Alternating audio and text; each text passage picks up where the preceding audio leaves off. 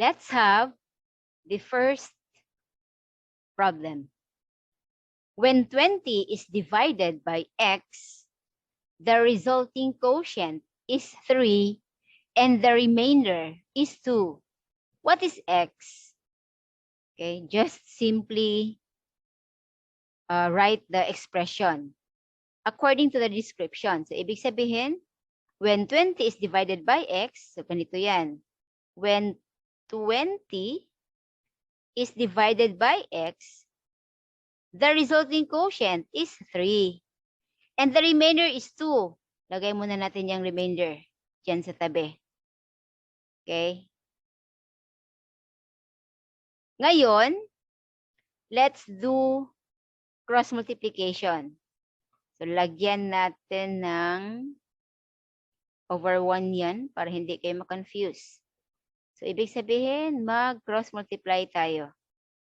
So, 20 times 1, the product is 20. Then, 3 times x, di syempre, 3x. So, sa dalawa, alin dyan ang may variable na x? Di syempre si 3.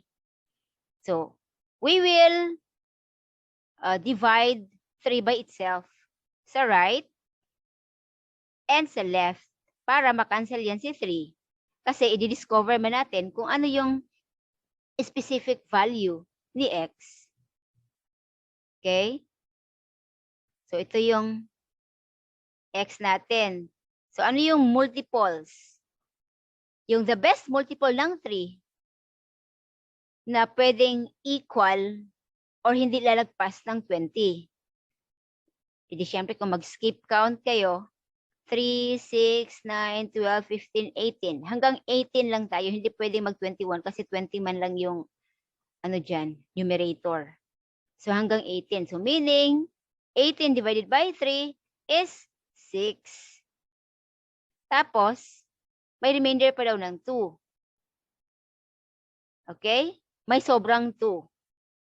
So, ibig sabihin, kung i-multiply mo si 3 and 6, ang quotient, ang product, I mean, is 18. Then, may sobra pa daw na 2. So, yan. Kaya 20. So, tama tayo. 6 yung value ni x.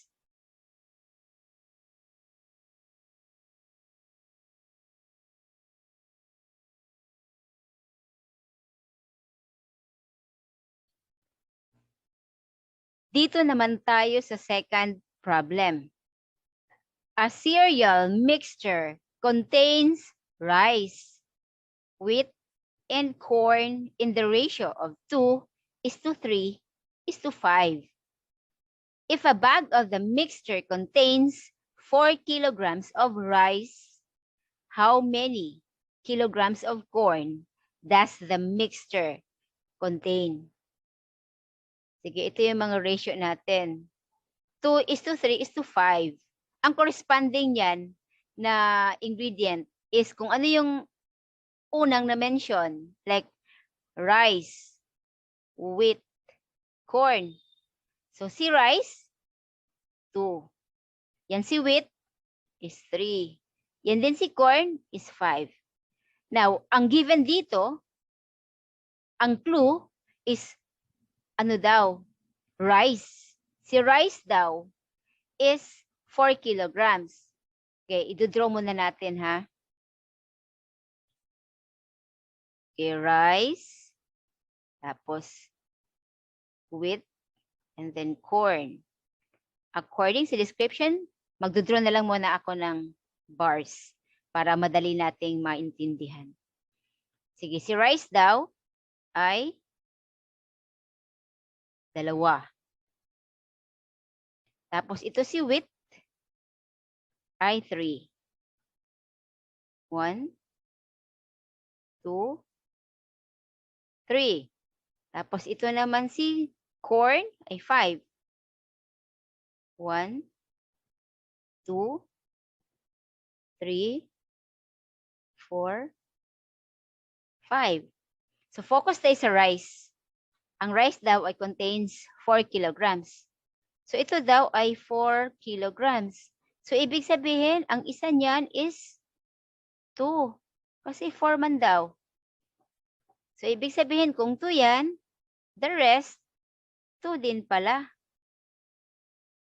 Ayan, 2. Then ngayon, kukunin natin ang total nila. Ito si wheat ay 6.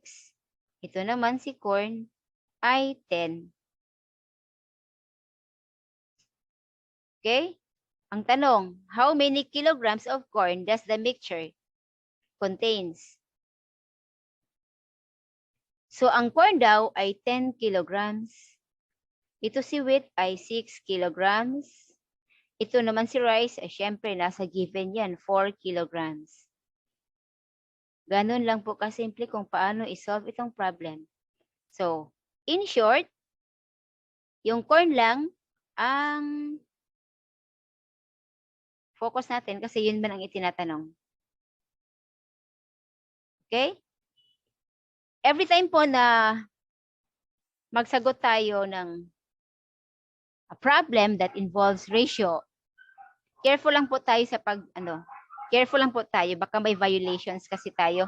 It's not all the time na yung mga previous problems ko sa ratio ay ganun lang talaga, kasimple isolve. Pero make sure na tama yung ginawa. And then, i-understand din yung problem. Iba-iba kasi yung style ng questioning in terms of involving ratio sa problem. So, talagang i-understand. Okay?